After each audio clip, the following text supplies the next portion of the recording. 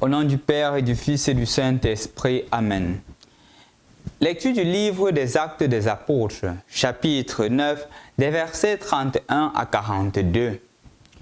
L'Église était en paix dans toute la Judée, la Galilée et la Samarie. Dans la crainte du Seigneur, elle se construisait et elle avançait. Elle se multipliait avec l'assistance de l'Esprit Saint. Or, il arriva que Pierre, parcourant tout le pays, descendit jusqu'à Lod et visita les fidèles de cette ville. Il trouva un certain Énéas, alité depuis 8 ans, parce qu'il était paralysé. Pierre lui dit, « Énéas, Jésus-Christ guérit, lève-toi et fais ton lit toi-même. » Aussitôt il se leva. Tous les habitants de Lod et de la plaine de Saron purent voir cet homme, et ils se convertirent au Seigneur. Il y avait aussi à Jaffa une femme disciple du Seigneur appelée Tabitha. Ce nom veut dire gazelle. Toute sa vie se passait en bonne action et en aumône. Or, il arriva à ces jours-là qu'elle tomba malade et qu'elle mourut. Après la toilette funèbre, on la déposa dans la chambre du haut.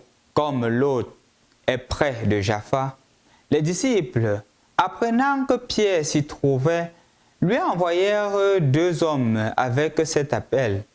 « Viens chez nous sans tarder. » Pierre se mit en route avec eux.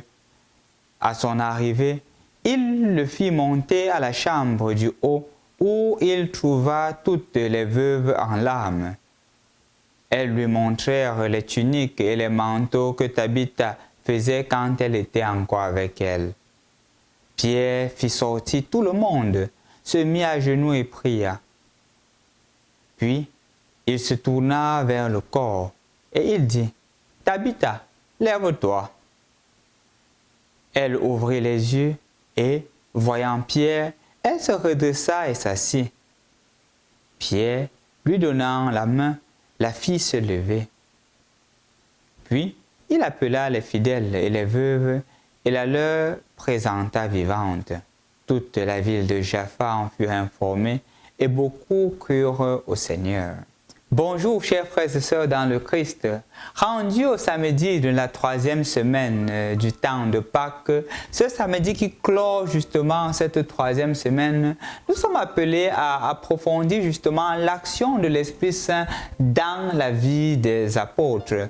Et d'un autre côté, nous continuons le discours sur le pain de la vie qui se manifeste dans les évangiles d'aujourd'hui où Jésus se déclare le pain de la vie, où Jésus dit que celui qui mange sa chair et boit son sang a la vie en lui-même. Jésus se déclarant le pain de la vie. Mais ce sur quoi nous devrions nous appesantir aujourd'hui, où nous voudrions nous appesantir, c'est l'action du missionnaire à travers Pierre. On présente d'abord la situation de l'Église. On dit qu'en cette période-ci, les persécutions que nous avions écoutées depuis avec les apôtres, ensuite avec Étienne, ensuite il y a eu la fuite à l'extérieur, dehors de Jérusalem, en Samarie, en Galilée. Voilà que cette situation devient un peu stable, au point où l'action missionnaire continue dans la norme. Mais généralement, chers frères et sœurs dans le Christ, c'est le danger quand on entre dans une certaine stabilité. Pourquoi? Parce qu'on a la tendance à revenir aux vieilles habitudes. Regardons bien. Pendant le temps de carême, nous avions pris des engagements forts. Je ne ferai plus ceci, je ne ferai plus ceci. Je m'engagerai davantage dans la vie de prière, dans la méditation de la parole de Dieu. Et quand la Pâque est arrivée, ces engagements sont tombés. Pourquoi ça tombe? Parce qu'on tombe dans la routine, on tombe dans l'ordinaire. Pourtant, nous ne sommes pas dans un temps ordinaire. Nous sommes dans un temps pascal, le temps où nous allons manifester justement les grâces reçues pendant la veillée pascale. Le temps où nous allons justement manifester la résurrection du Seigneur dans notre vie quotidienne. Mais on n'en prend pas au sérieux. Nous n'en prenons même pas en compte dans nos manières d'agir, dans nos manières de faire. Et justement, la situation de Pierre qui nous est présentée est un appel pour chacun d'entre nous de prendre cela au sérieux. Comment? Remarquons qu'en présent, on dit d'abord que la situation de la communauté est stable. Mais Pierre ne dort pas. Pierre visite les communautés.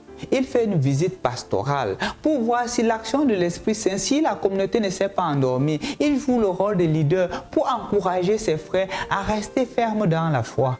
Ayant joué ce rôle, il répond aux besoins immédiats. Imaginons une situation, il arrive, il voit une souffrance et il ne reste pas indifférent. Il redonne la possibilité au monsieur paralysé à Énéas de pouvoir se lever et prendre sa vie en charge.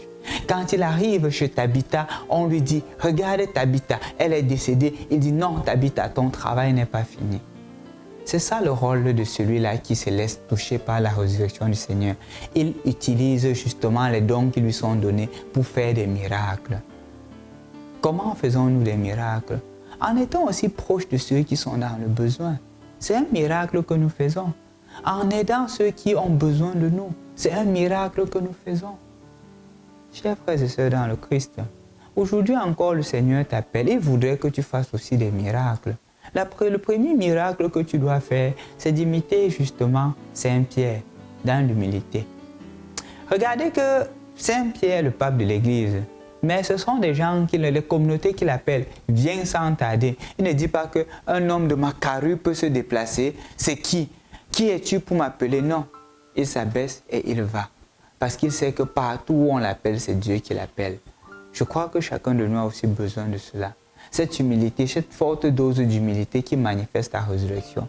Et une autre chose que nous pourrions retenir aujourd'hui, c'est justement aussi l'attitude de Pierre encore, dans la mesure où Pierre est capable de faire des miracles.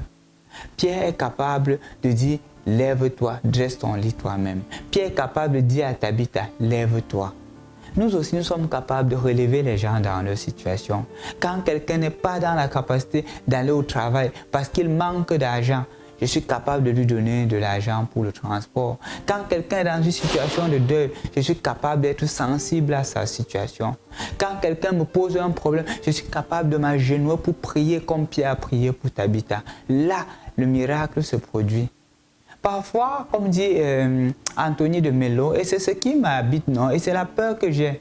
Parfois, Anthony de Mello dit qu'il y a des personnes qui naissent endormies, qui grandissent endormies et qui meurent endormies, sans jamais se réveiller. Et parfois, nous sommes de ces genres de personnes-là. Nous naissons endormis, nous grandissons endormis et nous mourons endormis. Parce qu'on ne laisse pas justement le Seigneur travailler à travers nous. Je crois que dans ta vie ordinaire, Pierre devient pour toi un modèle. Utilise l'ordinarité de la vie pour pouvoir faire des miracles. Aujourd'hui, tu auras peut-être quelqu'un qui aura besoin de tes services. Tu auras quelqu'un qui aura besoin de toi. Tu auras quelqu'un qui va te demander des services vu ton rang et tu vas être tenté de dire « Non, je ne peux pas faire ça ». Pierre te rappelle qu'il était le pape, il est le pape de l'Église, mais il s'est abaissé quand l'autre l'a appelé. Toi aussi, abaisse-toi à l'image de Jésus. Parce que ce qui compte, ce n'est pas toi, ce n'est pas moi. Ce qui compte, c'est que le Christ soit connu et aimé de tous. Au nom du Père et du Fils et du Saint-Esprit. Amen.